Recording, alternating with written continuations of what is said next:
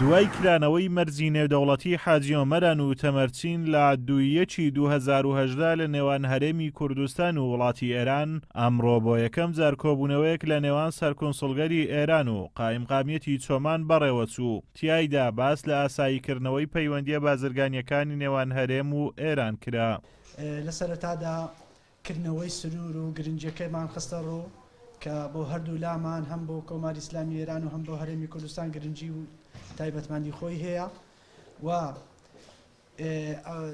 ئاساییکردنەوەی کاروبارەکانی سنوور و وەرە بەرەو پێشبردننی و زیادکردنی جموزۆڵە بازرگانی و گەشتیارەکان لەو سنوورە و بابەتی کۆبوونەوەی نێوان هەردوو قایمقامەکان باس کرا، هەم قایمقامیەتی چۆمان و قایمقامیەتی پیرانشار کە وەکو پێشوو ئەو کۆبوونەوانە بەردەوام بن و بابەتی ئاسانکاریەکانی ڤیزەی ئێرانی بۆ هاونیشتیمانیان کە دەتوانن هاونیشتیمانیان لە ڕێی کۆمپانیای گەشتیاری ڤیزە بە ئاسانتر وەربگرن.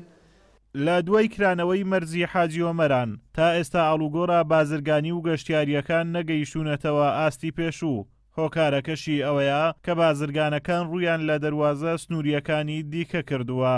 سەبارەت بەداخران و کرانەوەی مەرجی نێودەوڵەتی حاجی ئۆمەران، سەرکۆنسڵی ئێران لە هەرێمی کوردستان دەڵێت بابەتی سنوورەکان بابەتێکی نێودەوڵەتیە، بۆیە ئێمە بایەخ بە ڕەزامەندی و ناڕەزایی حکوومەتی ناوەند دەدەین. کرانەوەی مەرجی حاجی ئۆمەرانیش دەرخەری ئەو ڕاستیە کە پەیوەندیەک لە نێوان هەولێر و بەغدا هەیە. بحث مرز ببینید دوستان در جان باشن که موضوع سنوورەکان مازووەکی نێودەوڵەتیە.